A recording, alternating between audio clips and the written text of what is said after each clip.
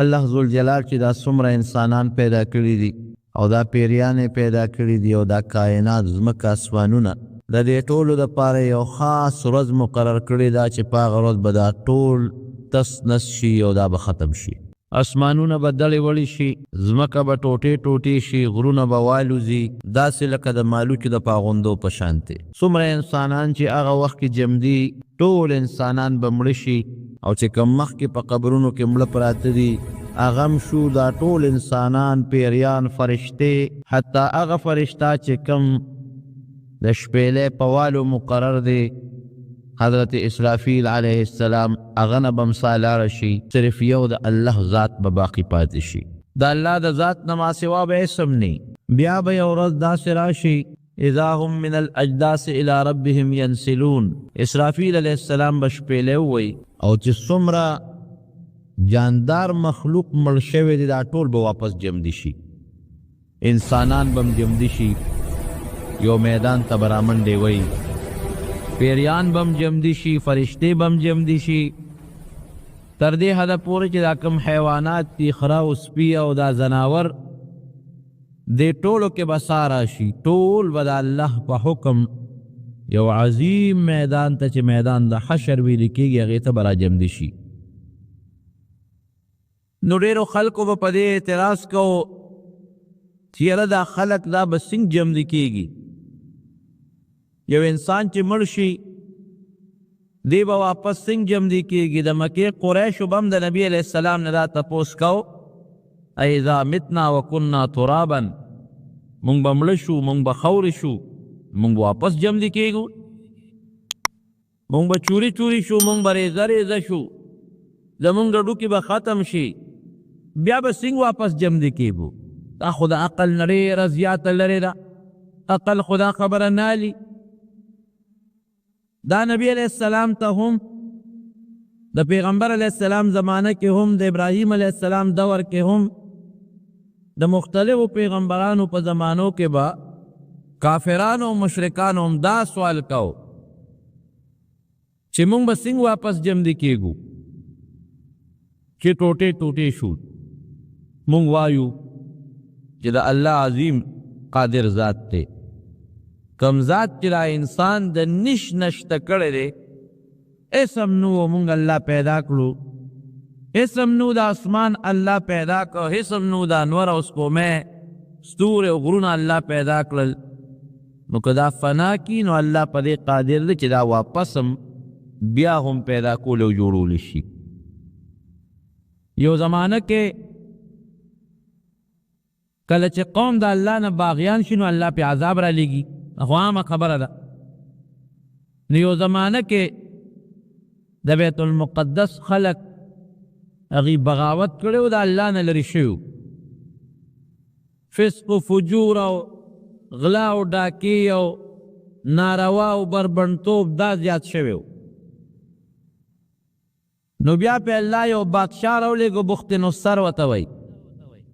ډېر جابر بادشاه، هغه پې حمله وکړه او چې حمله پې وکړه نو چې څومره ځوانان وو د مسلمانانو هغه ټول مړه کړل د سیل مې، او چې کم بوډاګان وو یا ماشومان وو یا ښځې وې هغې ټولې بوتلې سې جیل کې واچول، چا باندې خپل خدمتونه کول، مریان یې جوړ کړل، پچې پټي کرل، پچې ځمکې یې سنبالولې، په چا باندې خپل کار او بیګار کو. او چې کم کلی و د بیت المقدس مکمل هغه آبادۍ یې لوټې لوټې کړئ، ټول چتونه پرېوتل، دیوالونه یې وغورځول. هغه یو ډېر جابر او ډېر ظالم بادشاه و، او دا یو الله سزا ورکوي. نو هر وخت کې کلی تباه کو، دی ټول بوتلل، او چې څه وس رسېده بس وجلې، او بیا هم په زرګونو خلک ماشومان او بوډاګان او ښځې دی بوتلل او په جیلونو کې واچول او غلامان او مریان یې کړل. په دې کسانو کې چې دا کم د بوتلل ځان سره، نو په دې کې یو کس و چې د هغه نه وروسته رب العالمین پیغمبر جوړ کړ، حضرت عزیر علیه السلام، یو پکې دی هم. بیا وروسته پرېښودل، خوشې کړل، اجازت یې وله ورکړه د جیلونو نه دا ټول وباسئ. خو یاره ګورې یو شرط بی چې کوم کسان جیل کې دي دا به مونږ خوشي کو خو زمونږ خدمت به کوي ښځې به زمونږ ویندې وي او سړي چې دا کوم هلکان ځوانان شو دا به زمونږ غلاماني زمونږ خدمت به کوي مونږ له پټو کې کار به کوي مونږ له څاروي به سره نوکران او چاکران به مې واقعي د بادشاه زور و دا مجبوره و دا حضرت عزیر علیه السلام یو ځل د وادم کړی دی بچی هم شوی دی دی یو ځل په یو خر باندې سور دی خپله کونټه یې ورسره ده او ځان سره د انګورو نه اوبه ایستې دي د هغې شربت ورسره دی یو اونه د هغې نه انځر را شکولې دي خشته تازه مزېدار او ورسره دي د دې بیت المقدس په دې خوا تېرېده رب العالمین دته دا اطلاع وکړله دا ورته والله وحی وکړله چې یو ورځ به داسې راځي چې دا کلې به زه په تا باندې آبادوم دا به آباده و دې کې به خلق اوسو ته به هغوی ته د الله د دین دعوت ورکړې د چې کلي ته مخامخ ودرېده خو لوی کلی و لوی ښاریه وه په هغه زمانه کې یو کور نو سل کوره نو شل کوره نو او په سونو کورونه چې ویې کتل چې دا کور خو ټول کندرات دي او چې ویې کتل هغې کې د انسانانو هډوکې پراته دي زاړه کپړې پکې پرتې دي پنډۍ پکې پرتې دي دا چوره چوره پکې د انسانانو هډوکې پراته دي نو دی وایي چې رب انا یحیي هذه الله بعد موتها پروردګاره دا کلی خو تباه شوی دی اوس دا آبادي چې کېږي انسان به راځي دا انسانان دا آبادي خو اسانه خبره ده خو پروردګاره دا کلي به څنګه آبادېږي دې له به خلک د کمې راځي او دا آبادي او چتونه به څنګه آبادېږي او چې د انسانانو د کپرو ته او د پنډو ته او د هغې د جوسې ته وکتل نو دا سوچ راغې پړه کې چې دا خلک به الله څنګه جمدي کېږي کلي خو په خلکو آبادي الله دا خلق بم ته قیامت پر جمع دی کې څنګه دا کلی په خلکو آباد دی او دا کلی به ته آباد دی نور خلق به راولي پروردګار چې دا کمړي دا خو به هم ته د قیامت په یوه ورځ را جمع دی کې دا بوسي دا ډوکي دا به څنګه جمع دی کېږي شک یې نو د الله په قدرت کې شک یې نو هسې تعجب یې وکړه تعجب نه وایي انا یحیي الله هذه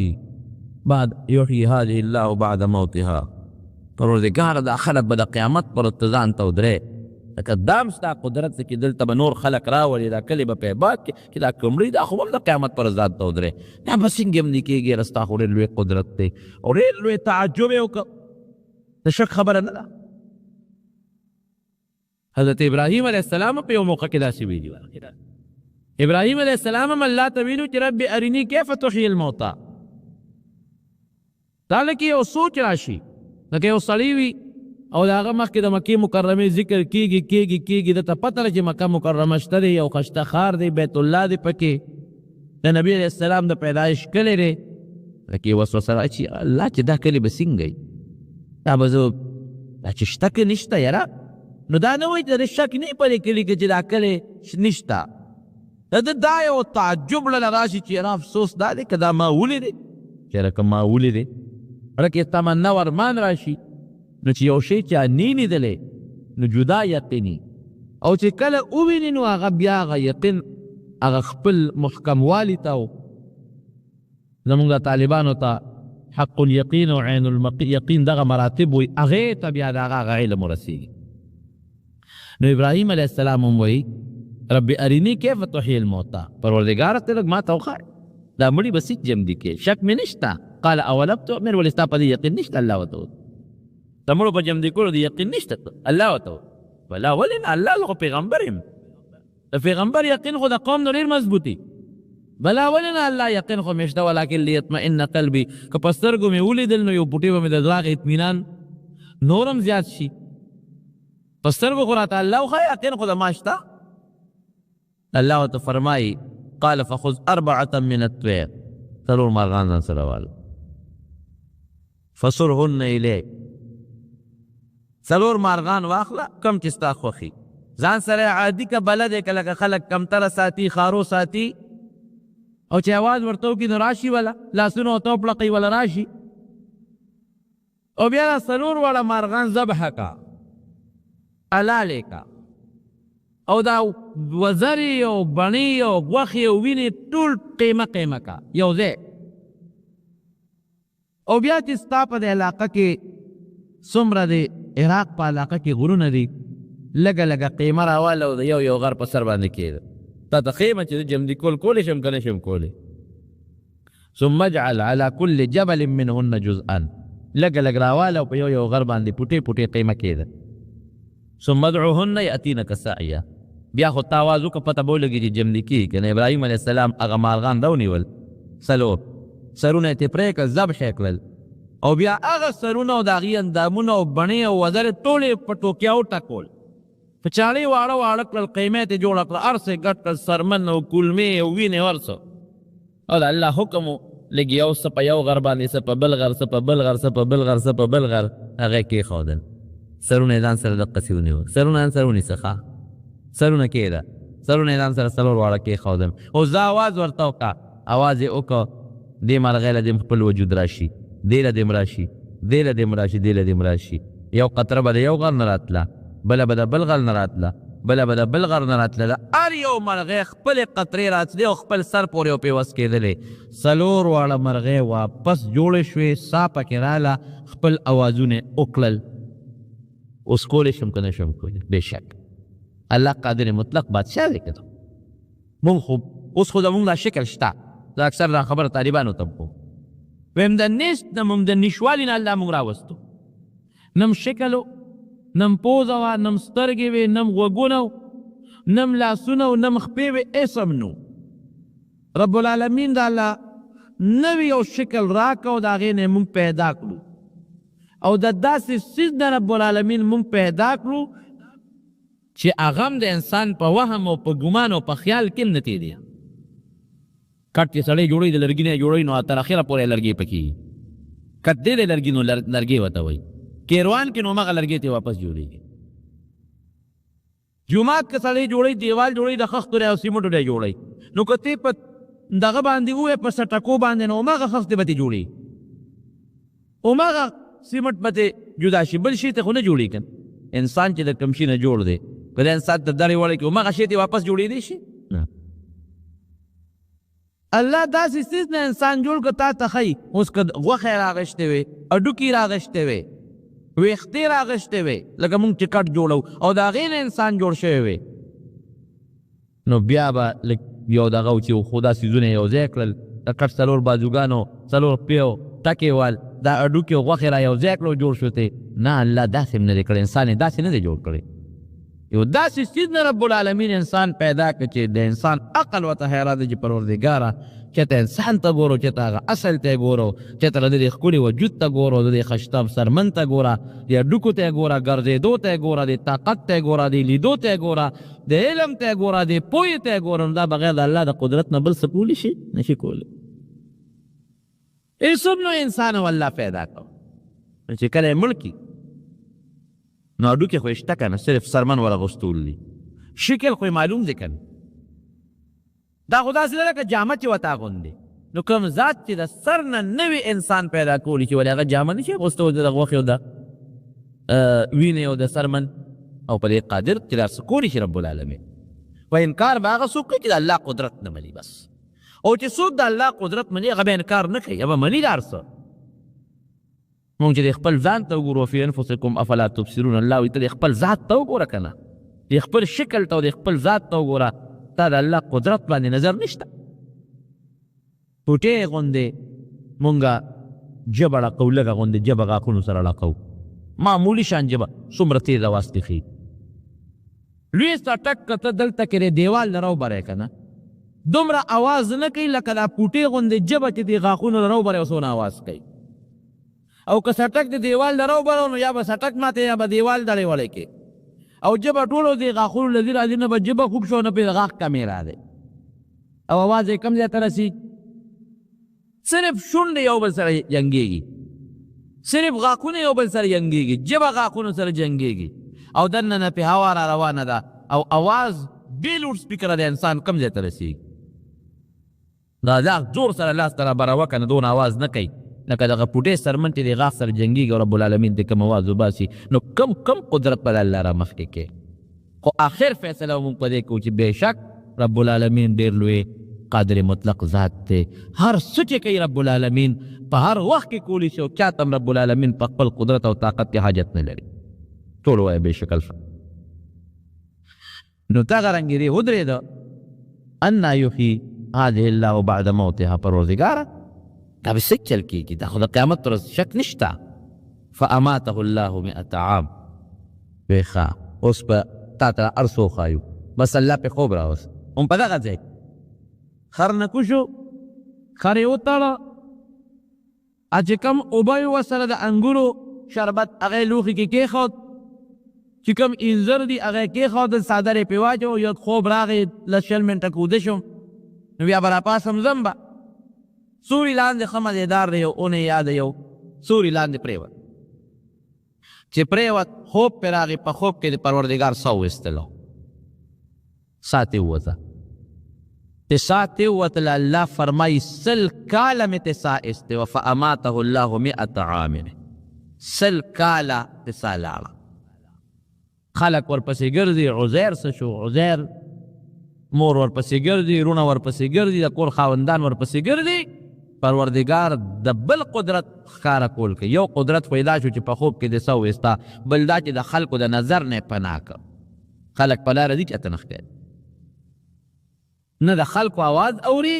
نه پې خلک پوهېږي هغه خر هم خدای مړ کړ د هغه نه هم ساه ووته هم په هغه ځای پرېوت هغه هم وده شو ساه ته یې الله وایستله د ده نه هم الله ساه وایستله په لاره خلک تېرېږي را تېرېږي د خلکو د نظر نه هم رب العالمین محفوظ کړی هېڅ چاته هم پته نه لګي چې څه شو دی ښه بېغمه وده دی هغه چې کوم د ده د زمانې خلکو کم از کم 100 کاله کې به څومره خلک مري زمونږ لږ عمر دی د بلوغ نه پس چې دا کله دا بالغ شوي د هغې نه پس ګورو دغه 15 کاله ژوند ته چې مونږ ګورو 15 کاله ته نو هسې په دې خپل 15 پرېږده دا تېر شوی 10 کاله کې تاسو نظر واچوئ چې څومره خلک به مړي نور پرېږده په دې اولو ذات یودومه نو ما د خپل دې کندي باندې د بدرخیلو کندي باندې داسې دیدار آباد او بانډه په دې طرف هسې مې ذهن ته بعضې مشران راغلل هلکه یو مې راغی بل تا خو هلکه سلو نه زیات خلک مړه شوله چې دا مونږ ته کم یاد دې جومات کې به مولوي صاحب د خدای پاک وبخي هغه به ناستو دا مشران به ورسره ناستو هم د دې کندي مشران به ورسره به ناستو قسم دی که یو شته نن او نن سبا خو مرګ نه په بوډاوالي دی او نه په ځوانۍ دی هېڅ پته د مرګ نه لري چې کم وخت دا مرګ راځي خو بس منو به چې حق د مرګ او چې کله الله فیصله کړې ده نو راځي به نو دغه د ساه ترې ووتله او چاته پته نه لري فاماته الله 100 عام 100 کاله مړ ثم بعثه الله را جمع دی 100 کاله پس الله پکې روح واچو سترګې وغړولې چې راوچت شو رب العالمین وله فرشته راولېږل ا دې تپوس کوي کم لبسته کاکا څومره دې دلته تا تېرې کړلې څومره دې دلته وخت تېر کړه نو دی چې کله وده کېده نو دغې وخت کې دا انور راختېده د ساخت دا وخت و چې دوه راوخېږي دا ټیم کچه غرمه چې ته وتوې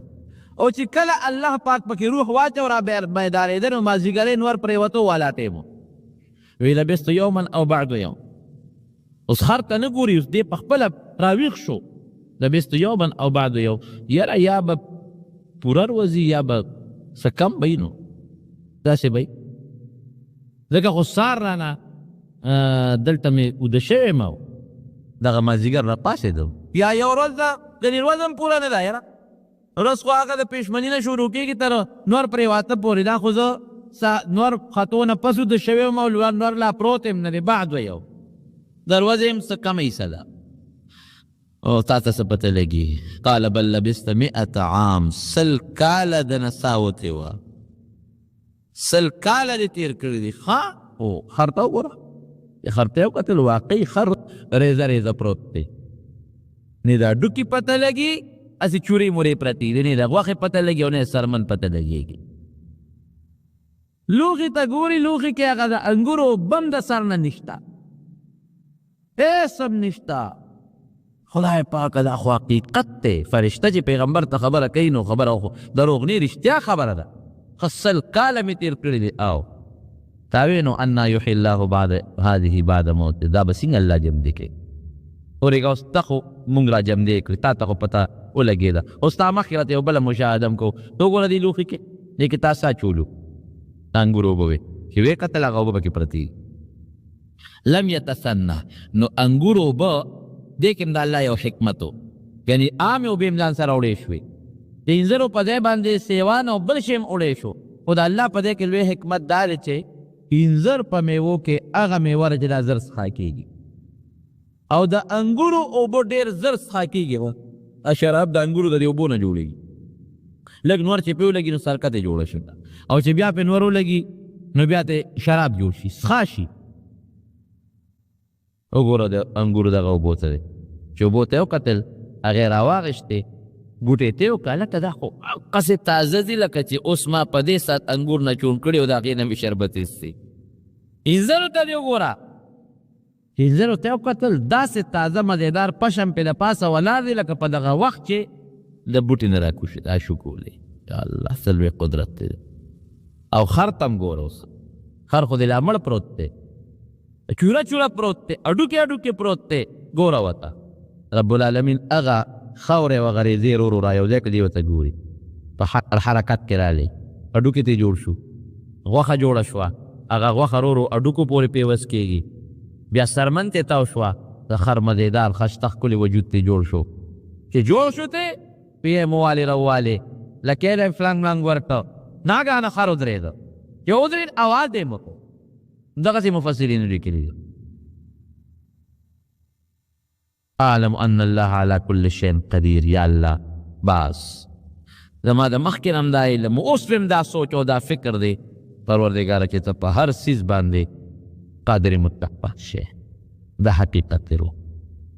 کونټه یې راواغېسته انځر یې راواغېستل ویې خوړل د انګورو اوبې راواغېستې راشه چې اوس خپل کور ته لاړ شو بیت المقدس ښار ته چې ګوري حیران دی ښار آباد شوی دی چې د سینګ پاسې دوی کتل خشتک کوڅې دي مزېدار چمنونه دي ځکه سل کاله کې خامخا چې عبادت کېږي خو یو کلی دا پوره آبادي الله دا خو دې دیوالونو ته وګوره دې بنګلو ته پکې وګوره دې لارو ته وګوره لښتو ته وګوره دې خلکو ته وګوره ټول هر څه ورته بدل ښکاري نقشه ورته ټوله بدله ښکاري کلی روان وي جاړو کندراتو هغه ښه مزېدار ښکلی آباد دی نیغ ورغې په خپل کور په اندازه اوس ور روان دی تپوس کوي چې یاره دلته کې د عزیر کور کم یو دی عزیر خو موږ نه پېژنو په اندازه ورغې خپلې دروازې چې دروازې له سینګ په اندازه خپل ورغې دروازې وډبولې چې دروازې سینګه وډبوله نو جو ښځه ول اواز ورکوي څوک یې وایي زه د خپل کور ته راغلی یم زما عزیر نوم دی ریشه نیکبخت عزیر دی نوم اوس هغه ښځه په سترګو ړنده ده بوډۍ ناسته ده روز یې په دې مخ را ځوړندې دي د دوه کم شپږو شلو کالو عمر کې دا ښځه دوه کم یعنې اتلس د پاسه سل کاله عمر یې 118 روزی په دې سترګو راویزان دي او نظر نه لګي وي زه عزیر یم که نه وي ګور ټوکې مه کوه د خدای نیکبخته سل کال وشو چې عزیر زموږ نه روک شوی دی ابا خدای خبر چې کوم ځای به مړي پته یې نه لګي سل کاله وشو سره د خر نه تللی دی او غیب دی خدای خبر چا وجلی دی او که پخپله مړ دی د هغه پته نه لګي وی ته اجازت راکړه زه دې کور ته در ننوځم راننوځې خو کور کې خو یو ځای یم کور کې نور څوک نارینه شته نه دې وخت کې نشته یو رپوټ یې لږ یو نارینه شته او هغه بار تللی دی سلو کالو دی سلو کالو یو لف شته څوک دی وی د عزیر زوی دی که وی زه یم کاکا ته څنګه عزیر یې او ناشنا خبره هم ده چې یو سل کاله پس یو سړی کور ته راشي او هغه دې هم د 15 دېرشو کالو هلک ښکاري ځکه دې خو مغه شکل کې الله راپالو چې په کوم شکل کې اوده شوی و کنه ویښتې تور دي نظر یې برابر دی شکل یې همغه دی لکه 15 شپږ 40 کالو هلک چې همغسې دی او دا چې کومه زنانه وه دا د دوی وینځه وه چې کوم وخت کې دا عزیر علیه السلام ته نو دا د 13 کالو وه دا د دوی وینځه ده ده ورته خپله پوره قصه کړې ده چې قصه کړه په جړا شوې ده وی زه نه منم عقل مې نه وي ګوره د الله پیغمبر او سوچ وکړه عقل به دا خبرې وایي دا د الله خبرې دي زه الله وجلی یم او زه بیا الله را جمع دی کړې وی ښه نو د عزیر یو نښه هغه ښځم د هغې مغه قسمت بیدار دوست د هغې یو نښه وه چې هغه به څه دعا وکړه نو رب العالمین به یې دعا قبلوله نو ځکه نه تم دعا وکړه چې زما دا سترګې خدای پاک جوړې کړي نو پته به دې ولګي چې ته عزیر یې وکتلې که زما سترګې خدای جوړې کړې ستا په دعا نو بس بېشک ته به عزیر یې او که زما سترګې خدای پاک جوړې نه کړې نو به بیا ته رښتیا نه وې دروغ رب العالمین ته سوال وکړو پروردګار ستا په قدرت چې دا په کوم قدرت دی الله زه مړ کړم او په کوم قدرت دی پروردګار را جمع دی کړم سوال هم ګورې یو طریقه یې مونږ خلک خو د سوال په طریقه نه پوهېږو خو چې مونځ وکړو لاس به اوچت کړو ما وبخښې زما مور وبخښې او ګردانم الف زر او بې درباز او کړی دی نه په اول پیښو نه په آخر پیښو لاسونه په مخ راکاږو د سوال خپله طریقه ده هر کله چې دعا کوې د پروردګار په دربار کې لاول به د الله حمد وایې الحمدلله رب العالمین د الله حمد صفت وکړه بیا په نبی علیه السلام درود شریف ووایه د هغې نه پاس د زړه په اخلاص دعا وغواړه دعا هم داسې نه ان الله لا يقبل من قلب غافل لاهن چې زړه د غافلي او سوچ دې نه نو د بې سوچه سړي او چړې غافلي د هغه دعا نه قبلي چې ته یو لطیفه ده یا حقیقت ته خو د عبرت خبره ده یو بادشاه وي په لاره روانو یو سړي سوال کو په سترګو ړوندو دواړو سترګو ړوندو سړي به چغې والې یا الله سترګې یا الله سترګې یا الله سترګې نو د هغه مطلب دا نه و چې خدای نه سترګې غوښتې د هغه مطلب دا و چې خلک راته وګوري چې دې خو ړوند دی نو پیسې به راکړي راله په فوټپات ولاړ دی لاس یې خلکو ته نیولې دی یا الله سترګې نو د هغه مطلب دا و چې زما دې سترګو ته خلک وګوري چې دا خو ړوند دی نو پیسې به راکړي نو بادشاه په لاره روان و چې د اواز پرې ولګېد نو هغه وزیرانو ته یې ودرېږئ ړونده څه غواړئ وی سترګې غواړم وی ښځه واپس راځم زه د دې ښار باچا یم او پولیس ته یې وی پرې ودرېږې او که راځه سترګې نه وي نو سرمن درنه وباسه څونه موده وشوه چې ته سترګې غواړې چې ما خو دغه کال یو نیم یا شپږ میاشتې وه زه دلته کې لګیا یم د خدای نه سوال کوم که اوسه پورې تا له خدای سترګې در نه کړې خو چې زه راځم او ستا سترګې نه وي چې سرمن دې وباسه خدای اوس وزیران هم حیران شو بادشاه دا سترګې د ده په وس کې وي دا که د چا په وس کې وي نو خلق بړاندو واقعي ګورې سترګې هم د الله لوی نعمت دی بشیر جان سترګې نشته که نه خو دا یو حدیث هم د نبي علیه السلام مبارک دی ښه چې کم سړی په سترګو ړوند دی او ده په دې ړوندوالي صبر وکړه پروردګار به د دغې سترګو د ړوندوالي د صبر په برکت دله جنت ورکړي دا نبي علیه السلام فرمایي صریح حدیث د پیغمبر علیه السلام او مونږ سره دلته کې قندار حافظ صاحب هغه هم نابینو نو ما ورته قندار حافظ د ستا پړه څه ارمان د هغه هم سترګې نه ویم ته ستا پړه څه ارمان دی هغه وی یاره مولوي صاحب یو ارمان مې دی پړه مې هغه څه دی ګرموالی یخوالی خو په لاس هم معلومیږي چې دا خوراک ګرم دی دا یخ دی لیکن رنګ چې دی نو د هغې تعلق د سترګو د نظر سره دی نو هغه ما د قندار حافظ صاحب وی دا مې ارمان دی تیره دا سور رنگ تاسو وایي دا چې رنگ سور دی او دا شین دی او دا سپین دی او دا تور دی چې دا سور او دا شین او دا سپین رنگ پکې لا څه ته وه حقیقت ته د خدای نعمت دی کریمتین ورته نبي علیه السلام فرمایي چې کوم انسان دا دواړه سترګې عزتمن شی دی دا نی دی پې صبر وکړي الله وایي زه جنت په ورکوم نو هغه وزیران حیران شو چې بادشاه سلامت دا څه عجیبه خبره دی او بادشاه مخکې اوس خبره نه شي کولی څه چې درته وایي چې زه راشم او ستا سترګې نه سرمن دی وباسم د دې غریب سترګې ده په اختیار کې دي چې هغه ګونه که خو خلک هم حیران چې بادشاه په لاره راته یره ورسېد ړوند ته الله سترګې ورکړي او چې تا ورته ووایي او رالې بیا سترګې سترې جادو دی سره که کوړه ده که څه شی دی وایي نه نه دا بادشاه نه مختیاري بادشاهي په قمقلتوب هم نه کوي وایي ده سترګو غوښتې خو د ده الله نه سترګې نه غوښتې ده د خلکو نه سوال کو او د سترګو چغه به یې واله مطلب یې دا چې زړونه کې څوک امداد وکړي خو چې د سرمن د استو غم شو ورسره د وړنې الله ته چغه وواله چې بابا اوس خو که سترګې نی نو بادشاه راځي هغه وجل خلاصه کې چاله به راباندې کي نو سرمن رانه وباسي سخت مرګ دی نو الله ته چغه مخکې د وړنه نه واله اوس چې ورسره د مرګ یره شوه د وړنې خدای ته چغه وواله نو الله سترګې ورکړو که ورې نه شو حقیقت دا دی دا د عبرت یو خبره دی حقیقت یې ارزي خو د عبرت دا چې د وړنه الله ته آواز وکړي نو پروردګار ګورې د انسان دعا قبلوي خو زمونږ دعا خو د انسان د وړنه وي نه نو دا د دعا پکې یو ټکې مې راته ووایي چې د الله حمد بیا درود شریف بیا دعا وغواړه او د هغې نه پس بیا په نبي علیه السلام درود شریف ووایه مخکې وروستو پروردګار به دعا قبوله کړي نو عزیر علیه السلام چې دعا کوي نو څه وایي یا الله ستا هغه قدرت چې په کوم قدرت دې زما نه سوویست او په کوم قدرت دې زه واپس راجمدې کړم او 100 کاله دې الله زه د خلکو د نظر نه پټ وساتلم الله دغه قدرت په ذریعه تا نه سوال کوم ته قادر بادشاه دا وینځه چې دا الله دا لنده ده زه پې لاس راکاږم دا سترګې به د جوړې کړې چې لاس یې پراخ که خو پیغمبر م پیغمبر معجزه مي د الله نه سوالم شو سترګې بینا شو چې بینا شو ورته یې وکتل نښې نښانې یې پکې وپېژندلې ځان ته یې رانږدې که ښه ته عزیر یې د خدای پیغمبر یې زر د خوشحالۍ نه یې بوت زوی مې څه شوې راځه هغه پلانکي ځای کې دی هلته لاړ صاحب د خلکو مجلس خو پروردګار چې دا ښار اوس راجمدې کړي دا خلک دا ټول سوچه مسلمانان دي یو الله مني سوچه مسلمانان نیکان خلک دي او بخت نصر چې راغلی هغه پې حمله کړې وه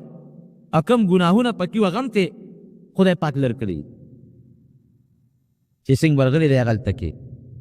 بوډۍ وایي چې دا دغه دی عزیر دی خلکو خو قصې اورېدلې وایي چې دا قرنګي و پیغمبر و زمونږ و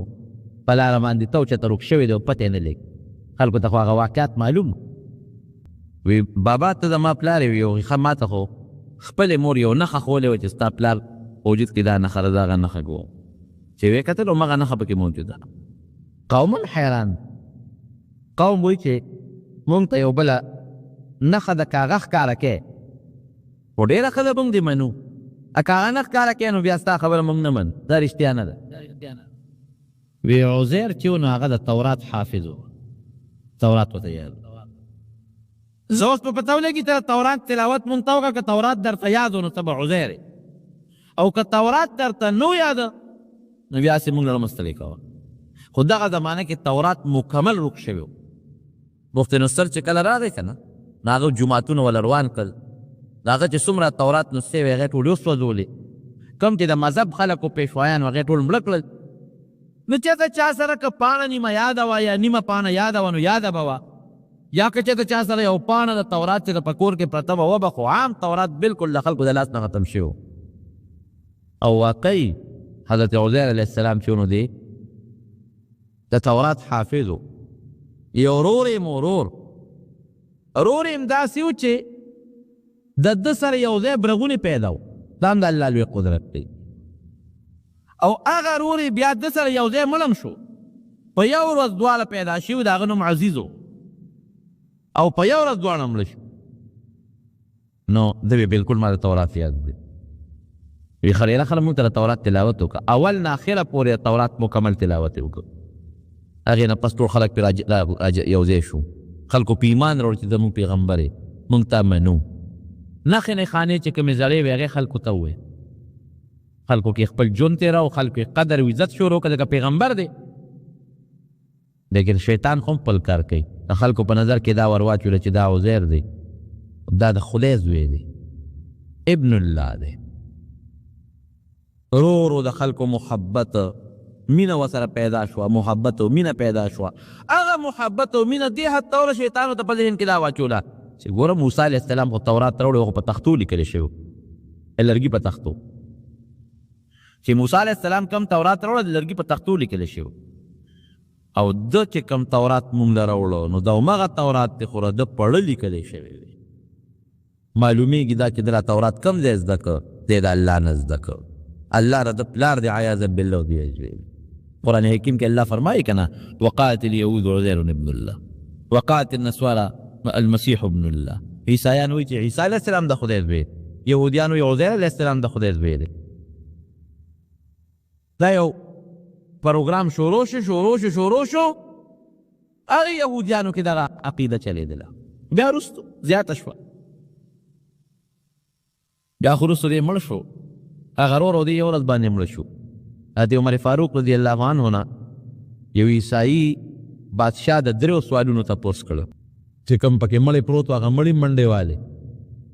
او بیا هغه مړی د قبر نه سالب راووت دریم راته ده ووایه چې دوه ورونه دي دا مفتی شفیع صاحب هم لیکلي معرف القرآن کې چې دوه ورونه دي په یو ورځ پیدا دي او دواړه په یو ورځ مړه دي یو 100 کاله مشر دی او بل 100 کاله کشر دا دې دریو سوالونو جواب راله راغی نو حضرت عمر فاروق رضی الله عنه هغه خط حضرت ابن عباس ته ولیږه ابن عباس رضی الله عنه په عمر کې کشر و راکوټ یو خو پیغمبر علیه السلام ته دعا کړې وه اللهم علم الکتاب والحکمه الله قرآن ورته وښایه او د قرآن علم ورته وښایه دا ورته نبي علیه السلام دعا کړې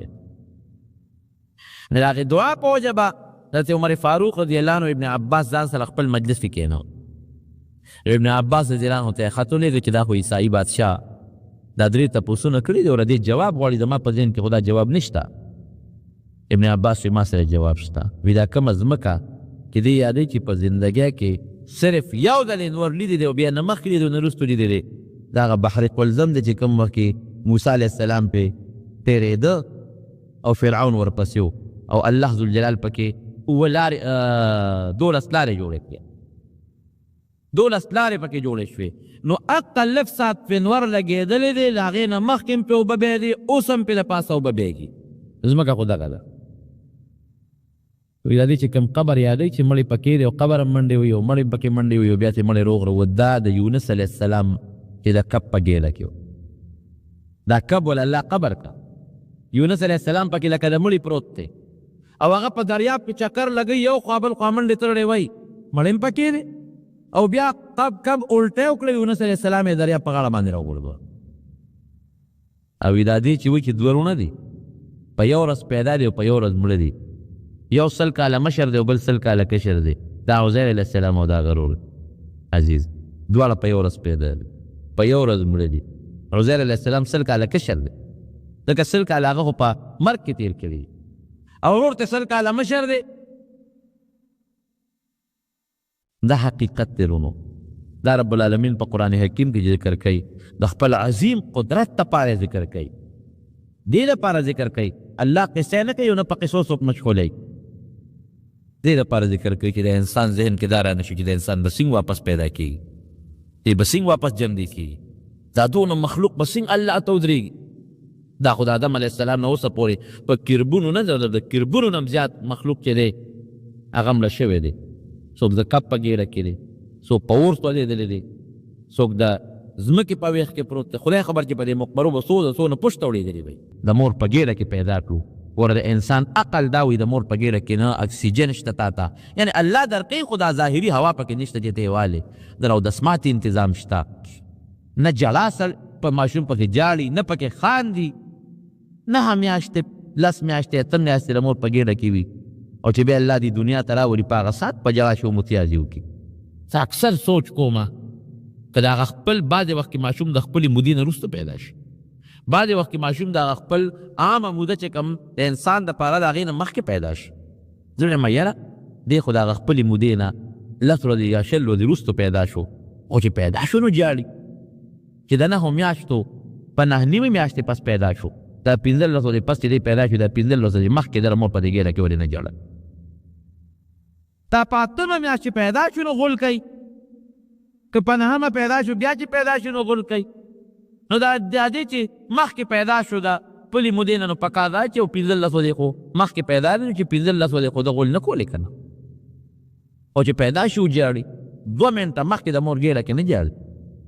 1 سکنډ مخکې د مور ګیره کې نه جاړي 1 سکنډ پس د مور د ګیرې نه بار شو بیا دی جاړي او که دغه پرده کې دا ماشوم ته واپس بند کې سم خیال دی 15 منټه کې به دې جمدی پاتې شي پسات په مړ شي دا د الله ګورې لوی قدرت دی دا به مونږ منو او مونږ په دې مسلمانان یو چې مونږ الله ومنو د الله ټول قدرتونه ومنو د الله صفات ومنو او دا زمونږ عقیده او زمونږ ایمان چې د الله د قدرت په شان طاقت او قدرت د بل هېچا نشته د الله د علم او د پوهې په شان علم د بل هېچا نشته. الله چې کوم کار کوي او پولی شي داسې کار هېچا نه کړی دی نه کوي نه کولی شي. جون ورکولو والا الله دی، مرګ ورکولو والا الله دی، د دې قبرونه واپس جمدي کولو والا ذات الله دی، مونږ له خبرو چل ښودونکی الله دی، بیماری نه جوړونکی الله دی، بیماری راوستونکی الله دی. دا ټول کائنات چې چلی دا نور او دا سپومۍ چې راخیجئ او دا انقلاب په دې دنیا کې او په دې نظام کې راولي دا څوک دی؟ دا الله ذات دی. دغه ذات په مونږ منو، بل دغه ذات په مونږ یو منو، دغه له به مونږ شریک نه پیدا کړي. په د الله په صفتونو کې د الله په طاقت او د الله په قدرت کې هېڅوک شریک نشته دی. دا زموږ ایمان دی. زما ورونو دا عموما یو آزمایشي آزمایش څه دپاره د عام مسلمان دپاره او د عام انسانیت دپاره یو آزمایش یو ابتلا ده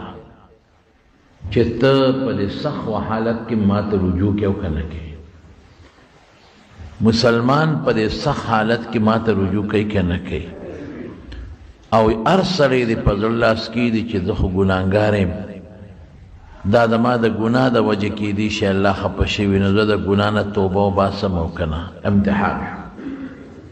او کافر دپاره هم یو ازمایش دی چې ته خو زما نه ډېر زیات لرې، لږ سوچ وکړه خپل ځان ته وکړه، د کائناتو ته وکړه، حق ته نظر وکړه، مکه مسلمان شه.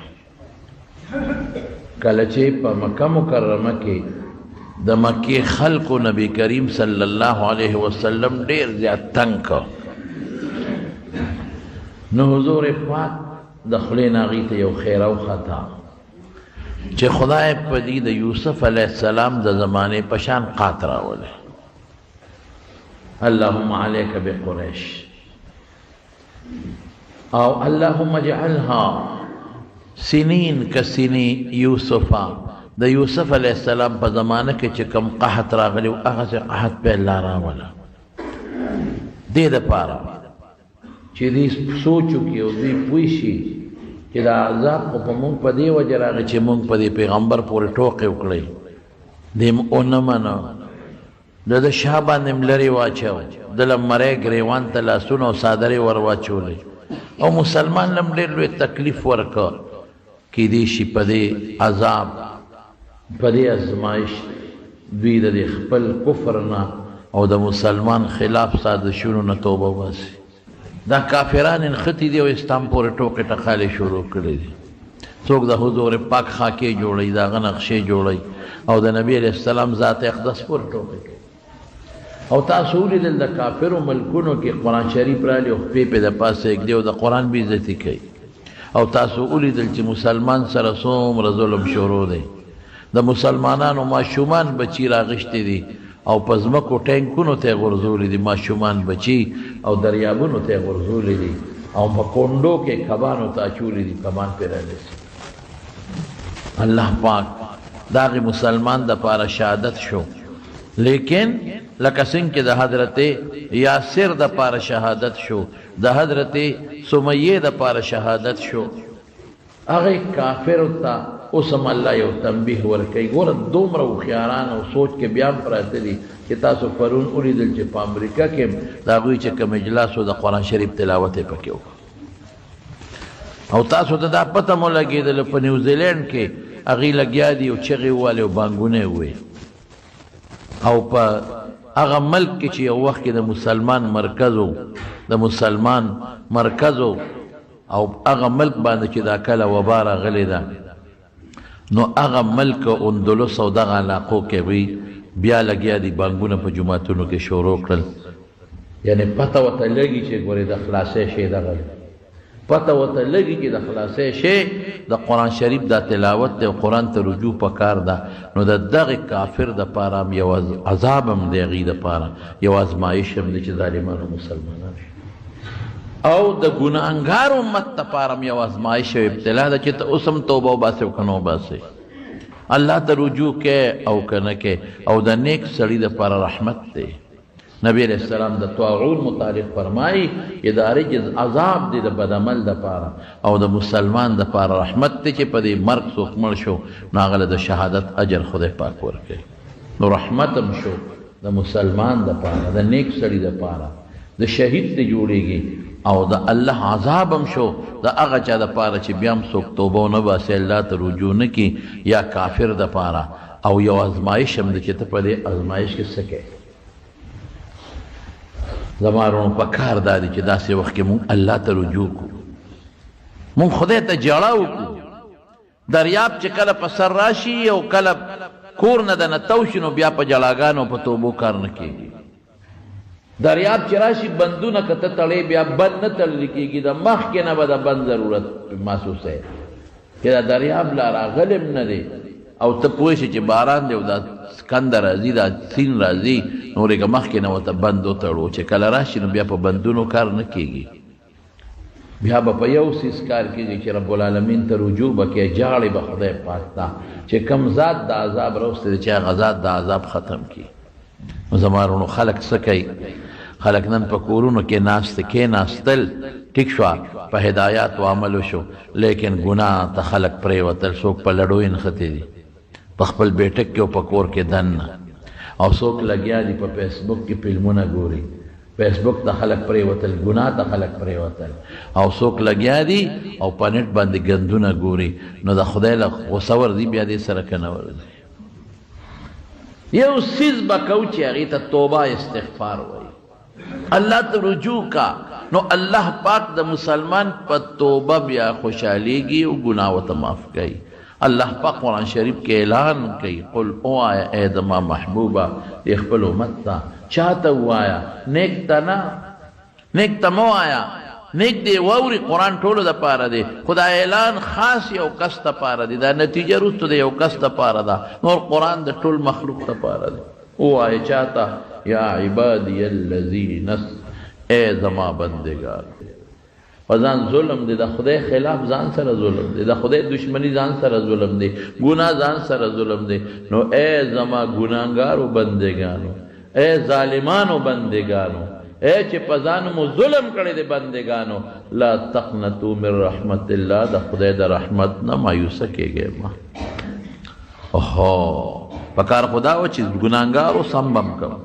ګناهګارو عذاب ته به مو لېږم، ګناهګارو دوزخ کې به مو منډم، ګناهګارو عذاب به راولېږم. نه بیا درته څه وایي؟ لا تقنطوا من رحمت الله، د الله د رحمت نه مایوسه کېږئ مه. دا مو چې ما ګناه وکړه ما به خدای وبخي او که نه، ما ګناه وکړه ما به الله معاف کړي او که نه، نه مه مایوسه کېږه. ان الله یغفر الذنوب جمیعا، چې الله وغواړي ټول ګناهونه ته بخي. انه هو الغفور الرحیم، الله بخونکی دی. او داسې طریقه سره بخل کوي الغفور چې پریدي بیا نه ټول درته بخي، پریدي بیا نه معاف دې تم نه ګوري چې دنه تپوس وکړي چې دا ګناه دې ولې کوله. او الرحیم د بخشش نه پس مزید رحم هم در باندې کوي. توبه باندې الله ډېر خوشحالي، خو چې مونږ الله ته رجوع کړو، مونږ الله ته توبه وویسته، مونږ توبه نه بس مونږ مستی کوو. په دې کې بیا خلک بعضې د کورونا پورې ټوقې کوي او ټقالې کوي، لطیفې جوړوي دې پورې، خنداګانې کوي دې پورې، او خنداو کی او لطیفه جوړه کی. الله قهر نورم په جوش کې راځي. او چې توبه دې وایستله نو الله پاک ډېر مهربانه دی. رب العالمین فرمایي، حدیث قدسی دی، نبی علیہ السلام فرمایي چې الله فرمایي اے بندگانو که ستا ګناه د دې اسمان دې غاړو ته ورسېږي،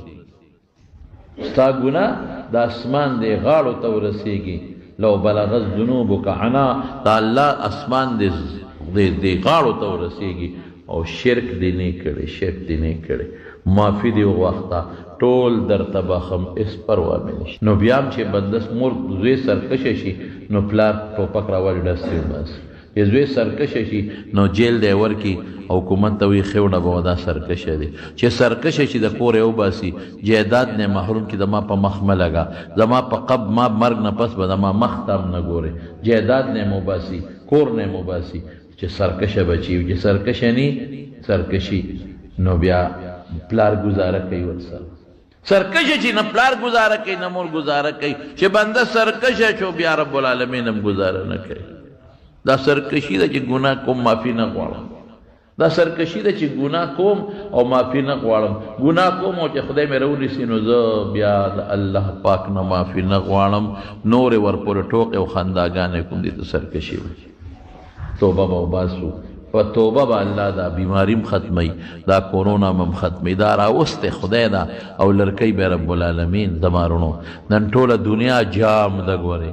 د خدای عذاب ته نه امریکا اوس ټینګېدی شي نه لندن ټینګېدی شي نه فرانس ټینګېدی شي نه اټلي ټینګېدی شي او نه نور ملکونه ټینګېدی شي نن ستا دې حد ته بادشاهان رسېدلي دي بادشاهان چې موږ سره لاس مه میلاوه کوټو کې کښېنئ نن بادشاهان دې ته ورسېدل وزیران او گورنران دې ته ورسېدل چې دفترو ته هم راځئ په خپلو کورو چوټي شوه چوټي سکول ته هم مه ځئ چوټي شوه ګاډي هم بند کړئ پلین کوچ کې هم مه ګرځئ بس کې هم مه ګرځئ مهرباني وکړئ کور کښېنئ کور ته به ډوډۍ درځي خو بار مه راوځئ دا د خدای قهر یره ده که نه الله غصې ته څوک نشي ټینګېدی دینه مه یارېږه بارک او زما کور خو په غر د سیلاب نه بچې مه دې سیلاب سره څه کوې او زه خو به سپری به وکړم او د ماشو نه بچ شم د ډینګي نه به زه بچ شم څادر به واچوم دې سره څه کوې خدای دې دې نه زیات دې نه بل قهر راغی هغې سره بیا څه کوو داسې قهر د خدای راغلی دی چې نن دې مړې چې وشي په دې کې لمبولو ته هم دته نه پرېږدم پلاسټک کې د لبن کې لمبولو ته هم دته نه پرېږدم جنازې ته دې هم نه پرېږدم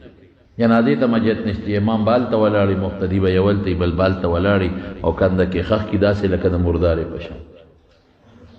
زمارونو الله ته رجوع کړي الله د مسلمان په توبه ډېر زیات خوشحالېږي بخاري شریف کې حدیث دی نبی کریم صلی الله علیه وسلم فرمایي یو سړی چې په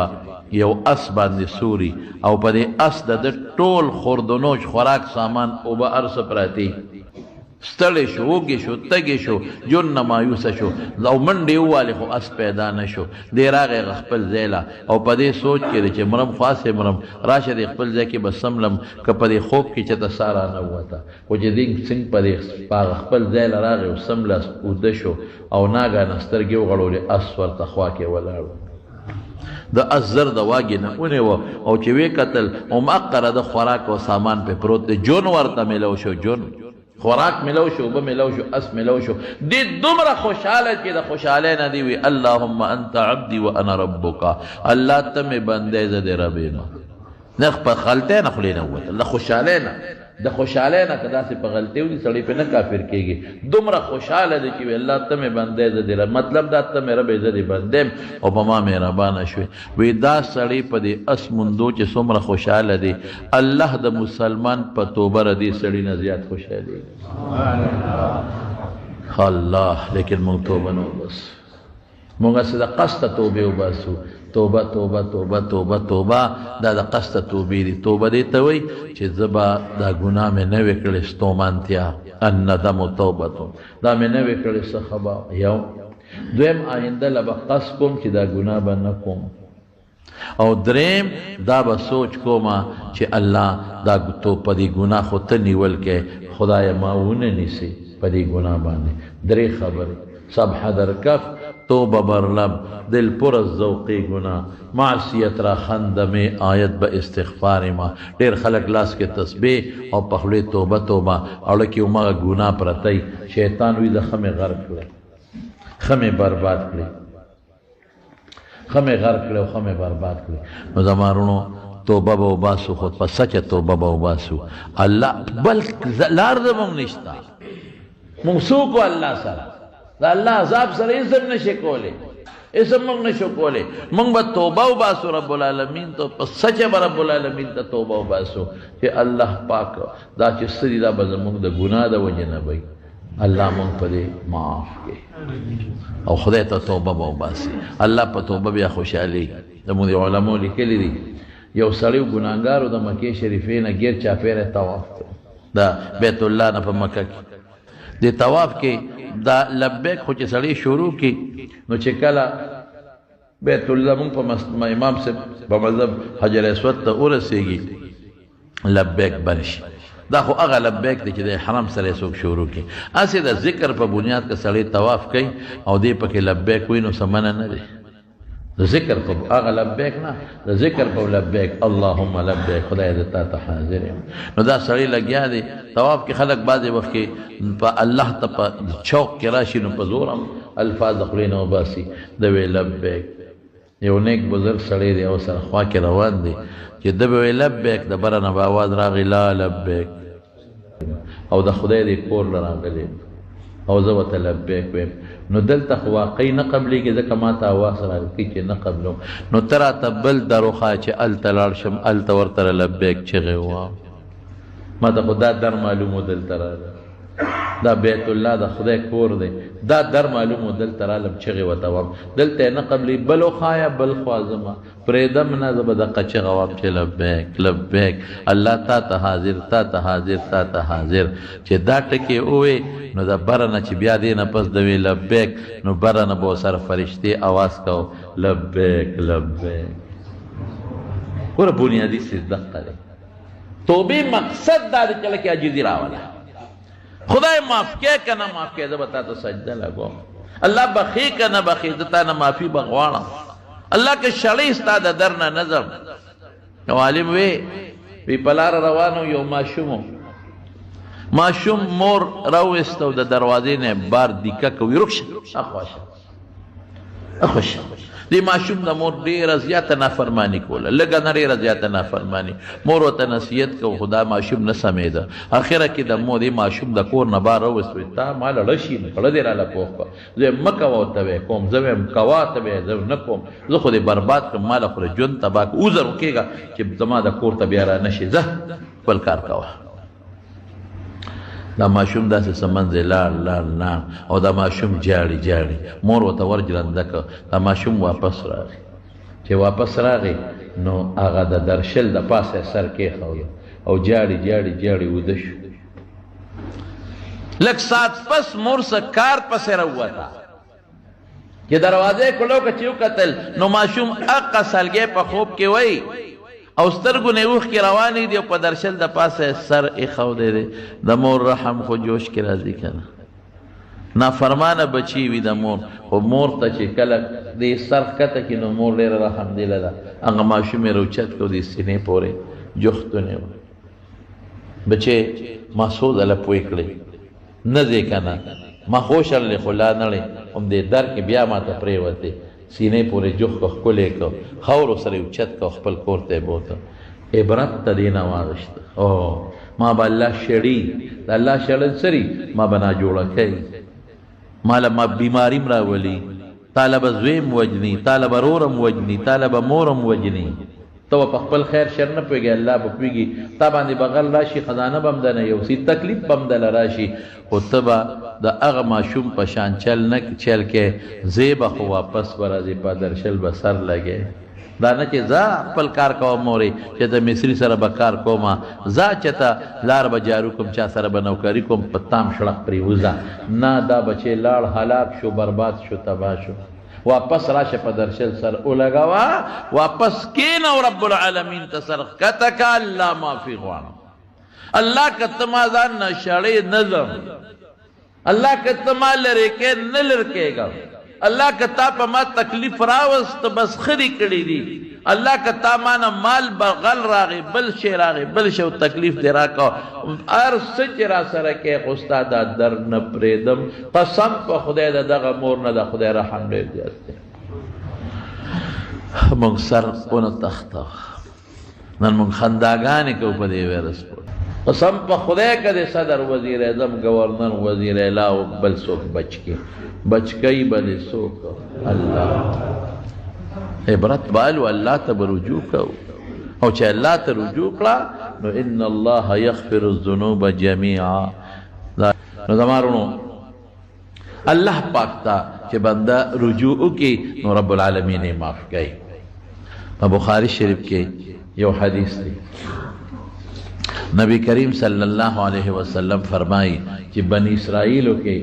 یو سړی ډېر زیات ګناهګار انتهایی ګناهګار نو هغه چې کله مړ کېده نو هغه وصیت وکړ خپلو بچو ته بچي راغونډ کړ نو اول دی بچو ته وایي چې زه څنګه پلار یم نو هغې وی چې بابا ته خو ډېر ښه سړی نه ما تاسو سره چې د څه بد زیاتې نه بابا تا خو زمونږ ښه تربیت کړی دی او پلاران هر څنګه خو ستا نه ښه پلار بل نشته دی وایي ښه بچي زما مرم زما یو وصیت دی زما یو خبره به منې وایي بابا چې ته څه وې نو دا پلار ورته وایي چې بچې که زه مړ شم ما ډېره لویه ګناه کړې زه الله ته نشم مخامخ کېدی نو تاسو دا مهرباني وکړئ چې زما دا چې زه مړ شمه نو زما دا لاش به تاسو وسوځوئ او چې دا وسوځوئ نو دا بیا چې کله ایرې شي دا اډوکې ښه وټکوئ چې ښه ایرې شي نو نیمې ایرې چې ښه تیز بادي په کمر نو نیمې په دریاب ونولې او نیمې په دې وچه ونولې اوهو بابا د ګناه د پاسه د ګناه وصیت کې د جرم د پاسه جرم داسې کې وی بچې بس که دام کا اسم ګناهګار خدای سوځی کړي نو که دا د نشم مخامخ کېدی رب العالمین بس هغه دا سوچو زړه کې دا د دې نه دا معلومیږي چې بس که په دې مې خدای چې توبه خي چې زه بس ځانې روک صحیح جرم د پاسه جرم او ته او ته وی الله من خشیتک یا رب بخاری کې راځي صرف ستا نه یریدم دا چل مې کړی دی تا ته نشم مخامخ کېدی ما وی ذرا شزار رک که پدې د الله پریدي چې زبر جنت نور کوم خود پرې د بس دغه څه خدای د یری خدای من خشیتک یا رب وانت تخفوږي چې ما ستا د یری نه دا کار کړی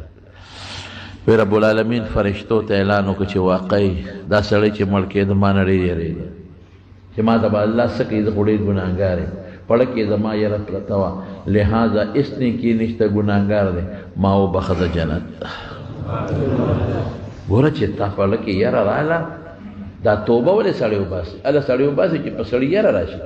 یره چې نه راغلی بیا توبه څوک نه وباسي پړه کې یره راوله چې دا دومره لوی تکلیف ته کله د ما کور ته رادر نشته به کېږي دی کې ګورې دام نشته ټیک ته دام یو احتیاطي تدابیر دی چې دا چاته دا بیماري لګېدلې هغه د خلکو نه لرې وي لیکن زمارونو په دا ړومبي دل په دا اوس یو ځای کې واورېدل چې پلان کې یو کلی چې آیات کو چې هلته یو مریض د کورونا وایرس پیدا شو نو هغې ته خو د چین نه څوک نه دی راغلی نه د ایران نه څوک راغلی نه د سعودي نه څوک راغلی دا بیماری ړومبي سړي ته چې ولګېده چا طرف نه ورته ولګېده چا طرف نه ولګېده اوس رسول الله صلی الله علیه وسلم تپوس شو کنه وی داسې خشته وخاني یو خارښتي ورسره ګډ شي ټول خارښتیان شي هغې وفرمایل ړومبي ته چا راوست دې نورو ته خو رده نه ولګېده ړومبي ته چا راوسته الله نو چې کوم ذات دې ړومبي ته کوم دا خارښ بیماري راوستې ده نو هغې ذات د دې خارښتي نه دې نورو ته هم ور منتقل کړه اوس چې زه سوچ کې نو الله له به نو دا ګورې توبه وباسې الله ته رجوع کې که په کور کې درته یو ماشوم ته ولګېده څه به کې او ماشوم سره به څه کې ځه دا لوی خو به لرې کې هغه کټ کې سمله دې ماشوم سره به مور سره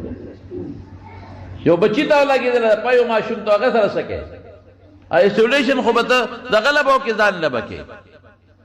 مشر سړی به یوه ماله نږدې شپږ فوټه کې مه راځې د خیر دی ډوډۍ به ورته لرې ځای نه ورکې لیکن دغه ماشوم بچي سره څه کې دې ماشومې بچی سره څه کې دې سره به څه کې ګوره د خدای د غضب او د قهر قسم په خدای که څوک کې اسبابو باندې هم نشي پوره کولی اسباب کم دي اسباب مسبابو باندې نشي راټینګولی بیا چې خدای وغواړي بس الله به ختم کړي چې ونه غواړي نه ختمېږي ګوره کافر سره به ځان نه حسابې کافر نه خو آخرت دی که نه اخو دنیا کې یو شړق ورکړي ولا الله پکې یو حکمت وي یو حکمت نه ډېر حکمتونه ټیک به کړي ځه هغې کې څه خبره نشته خو مونږ خلک ګورې چې سړي قانون دا دی چې خپل بچې او پردې بچې په جګړه شي نو خلک هوښیار سړی کم نه ډب ورکوي خپل نه ډب ورکوي د مارونو الله ته به مونږ رجوع کوو خنداخګانې به نه کوو ټوکې ټقالې به نه کوو دا خو مونږ وکړل که نه دا خو په اټ مارج باندې چې کوم عورت ماره چې شو هغه ټقالې مونږ وکړې که نه قرآن پوره اوس څه شوی هغه راودی که نه اوس ولې جدا کېږه مارچ لګیا ودل بیا وکړې که نه سرونه بربند مری بربند دی په دنیا کې دا لوبې وشوې د خدای کتاب قرآن پردې پورې خنداګانې وشوې د نکاح پورې خنداګانې وشوې اسلام پورې خنداګانې وشوې مولا پورې خنداګانې وشوې خاون پورې خنداګانې وشوې اوس پې راټینګې څه شو چې هغه وایي چې میرا جسم میری مرضی څه شو اوس کنه ستا مرضي ده کنه اوس راشه کنه بچ که کنه اوس ستا مرضي ده کنه الله مرضي ده اوس به راته پته ولګي جسم ستا دی مرضي ستا نه چلېږي اوس دا ولې 6 فټ او 7 فټ کې د یو بل نه لرې ګرځي د حضرت عمر فاروق رضی الله عنه زمانه کې هغه خو به چکر لګاو ګرځېده نو یو بازار کې یو کوڅه کې ګرځېده نو یو سړي د یو ذمي ورته مونږ وایو دا چې کوم دا اقلیت والا نو د هغې د کور نه یو سړي بوتل کې شراب راغشته او چې څنګه راووت شراب ورسره دي حضرت عمر صاحب یې ولیده بس سړی په رب شو چې خدای دا خو امیر المؤمنین په خپله ولیده د کبل ګواه وي نو ما به ګواه راضي کړی و چې یاره ما ګوی مه کوه یا څه یا زه په خپله رنګ هاتو ګرفتار شم دا سوچ عمر صاحب ورمنډه کړی هغه زر بوتل راواغېسته او څادر کې ونغښته او ترخ کې ومنډه که به دې بچ شم حضرت عمر فاروق رضی الله عنه ولید چې لاس کې بوتل د شرابو نیول دی ترخ کې ونغښت ملګري ترخ کې سره وجي څادر دی ویرو بس څادر کې څه دی وایي بوتل دی پکې نو بوتل څوک بوتل کې څه دی وایي پی دی پکې یاره کله ته وایي چې ښځه پی دی پکې نو پی دی ترخ کې بیا ولې منډه دی څادر کې لاس کې ولې نه نیسې وایي ګرم دی ویرو بس نو چې هغه خو جریده چې څادر یې څنګه راوایسته او پیر یې ستل کې ډز شو بوتل ته په ځمکه پرېوت او چې په ځمکه پرېوته نو پی ته وبېدل او بړاستې خېږي روان دي پی او بړاستې خېږي ګورم حضرت عمر صاحب خو ولید هغه ویل لکه دا څه ماجرا ما خو ولیده چې شراب سره یخ پخ بوتل و لاس کې او دا پی روان شو دا څه مسله جادوګر څه مسله ده هغه ته امیر المؤمنین معافی مکه سزا راکې وی نه معافی وی دا ما شراب واغېستل دغه کور لاس کې وخه یخ پخو او چې ته مې ولیدې ویرېدم نو څادر مې تو کو ترخ کې مې ومنډل خو چې تا ولیدم ما خدایا نن مې یو ساعت زما توبه ده که بیا مې شراب وڅښه ګوتې باب نه وروړم زما توبه ده که بیا مې شراب وڅښه نو الله زما توبه قبوله کړه رښتونې کړم دروغ مې وویل رښتونې کړم حضرت عمر رضی الله عنه ورته څه وایي وایي زه حیران په دې نه یم چې د دې شرابو نه د خدای پی جوړ کړ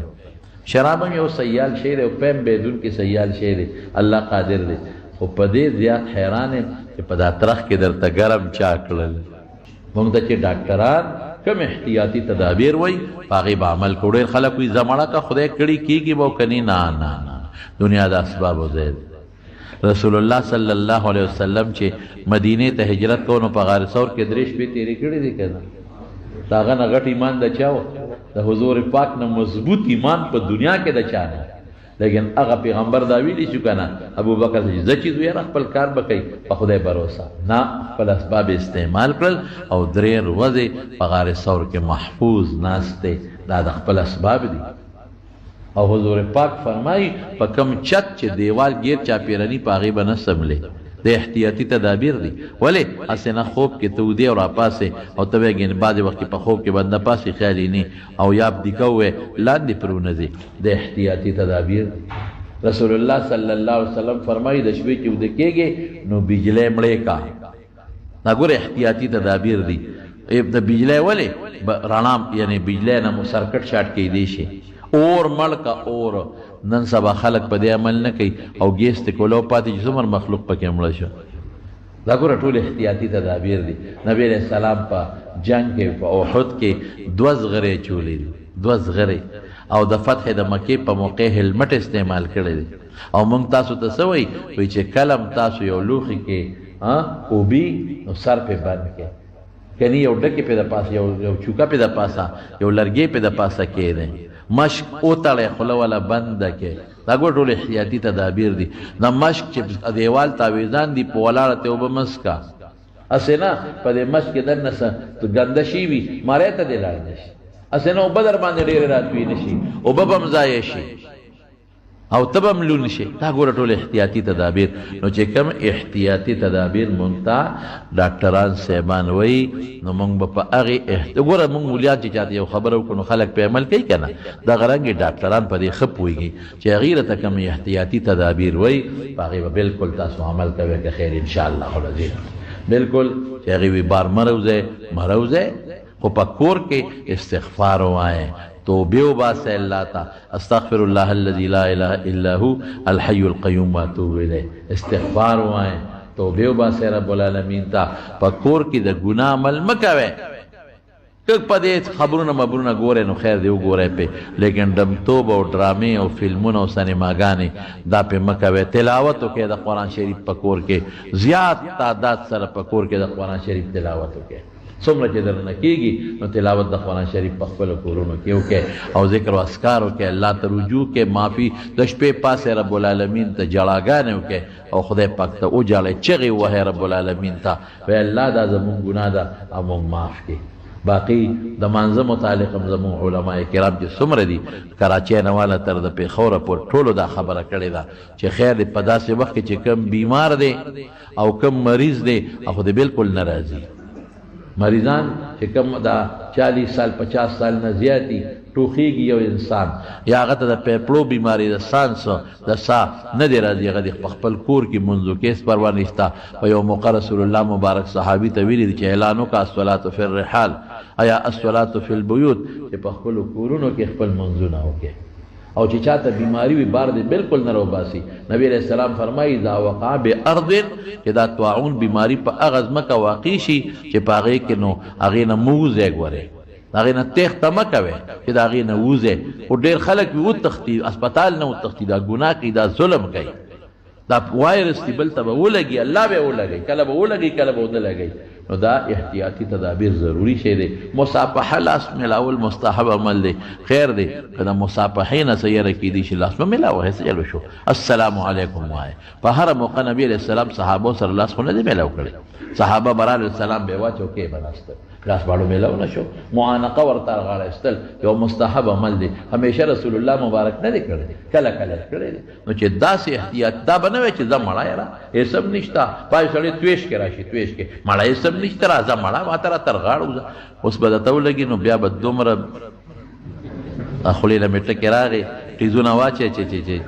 خر به هم دومره نه شي اچولی بیا به څه کوې ورسره تا ته خدای پاک وي په دې کوټې روانې ور ټوپ کړه مړه ځای یې هم نشته اورېږه زه به ټوپ هم ته ووایه زما مخکې ټوپه چې پته دې ولګي چې خپې دې ماتېږي او که دې نه ماتېږي نه انسان له الله سبب عقل ورکړې سوچ ورکړې فر من المجنون فرارک من الاسد یو جزام یو خاص بیماري ده وایي داسې ته وتښته لکه زمري نه چې تښتې چې چا په ځان باندې شکي یا یري راته ونه لګي یا زما نه بل چاته ونه لګي پروا نشته دی شریعت ولې زموږ داسې تنګ تروش مذهب نه دی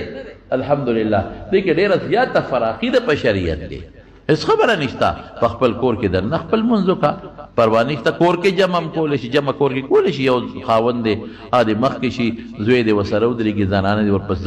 ځان لم زنانه وله جمع ورکولی شي که سړي پکې نه هم نو زنانه وله جمع ورکولی شي خو یاره زنانه به سړي سره یو ځای نه ودرېږي شاته به ترې ودرېږي یو ځای به نه ودرېږي شاته به ودرېږي نو ځان هم جمع سړی ورکولی شي په خپل کور کې هم جمع کولی شي او د جمعې د مانځه متعلق هم تاسو خو خیر زما وروڼه یې ملګري یې حکومت د وخت طرف نه هم د اعلان دی او زموږ علما هم د اعلان کړی دی نو خیر دی دا یو جومات به به لږ زم تاسو له چوټي درکم پکې خیر دی ښه موږ به خپل مونځ کوو انشاءالله العزیز خو چې د بهر نه کوم مېلمانه دوستان وي نو خیر دی احتیاط ډېر ښه شی دی ګاډي بند وي نو خیر دی که تاسو داسې په خپلو جوماتونو کې اجتماعات کم نه کم شي مذهبي اجتماعات یا څونه کم نه کم خلک یو ځای شي کم نه کم نو ښه خبره ده بده خبره نه ده دا زموږ علماو پرون په کراچۍ کې میټینګ کړی دی ټولو په شریکه د هر مسلک عالم پکې او متفقه فیصله او د قرآن او حدیث پر اړه کې دا فیصلې کېږي نو داسې خبره نشته دی اجتماعات چې څومره کم نه کم دا مو وایه چې نه اسم نشته اسم نشته اسم نشته تا ته پته نشته اسم نشته ورشه وکړه خلک یې غرق او تباه کړل او دا به مونږ په ړومبورو کې په خپله وي چې څه نشته مونږ خو یې داسې ګپ شپ دی مونږ ته پته نه وه چې دا دومره خطرناک شی دی دا چین پیشه او کاري پیشه او سره پاسه یوې رب دي نو که څه پکې اخوا دې خوا چې نه پروا نشته دی زمونږ خو د شمېر یو څو دغه دي که نه ګلان دي د ملکه نو دا به مونږ به دعاګانې به کوو چې زمونږ د ملک خدای حفاظت وکړي د ملک قوم که تباه شو د ملک معیشت که تباه شو ملک تباه دی د ملک معیشت لاندې روان دی دې وخت کې نورم لاندې روان دی نو دعا به هم کو د خپل ملک ته به هم دعا کو چې الله زمونږ دا ملک هم په خپلو خپو مضبوط ودرېږي زمونږ ملک معیشت هم تباه نه شي او زمونږ د مسلمانانو هر څوک چې دي چې الله د مسلمانانو حفاظت وکړي نو ردي سیدونو لږ به رونو خیال ساتو ښه خیر پروا نشته انخواسم باران دی نو موږ د جمعې چې څومره د مقتدیان دي دوستان دي یو جمعه دوه چې تر څو دا شي نه ختم شوي پروا نشته خیر دی زه به هم د تاسې لږې لږې خبرې وکړم چې بیا دا ملګري وایي چې تقریر رانه ځي زه به لږې لږې درته وکړم نو خیر دی په خپلو جوماتونو کې د جمعې مانځلی وځئ مختصر بس لږ د جمعې مونځ خطبه او خیر دی که بیا نفل هسې هم کور کې سنت دي که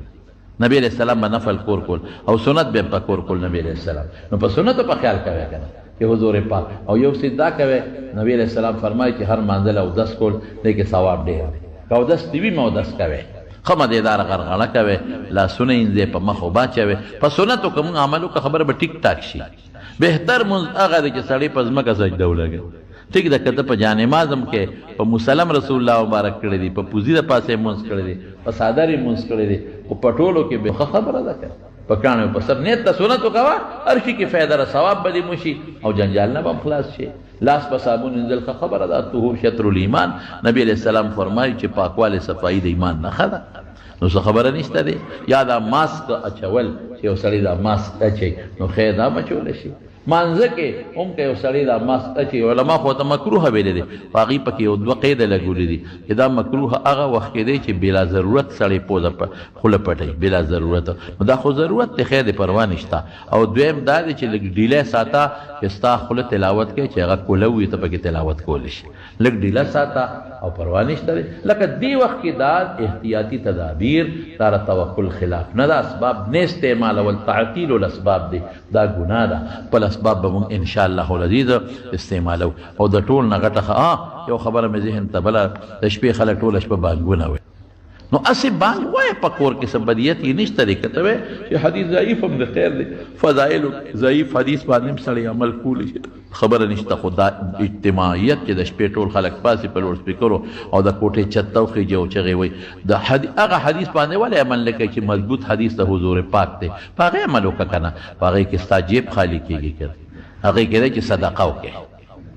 نو دې کې هېڅ شک نه مضبوط حدیث دی رسول الله مبارک چې د مصیبت دپاره صدقه بهترین شي نو په هغې عمل نه کوي کوټې چت ته خوار سړی خطي شي ښځو له خره چې بانګ نه ورځي نو دې به هم خطرې بانګونه به یې شروع کړي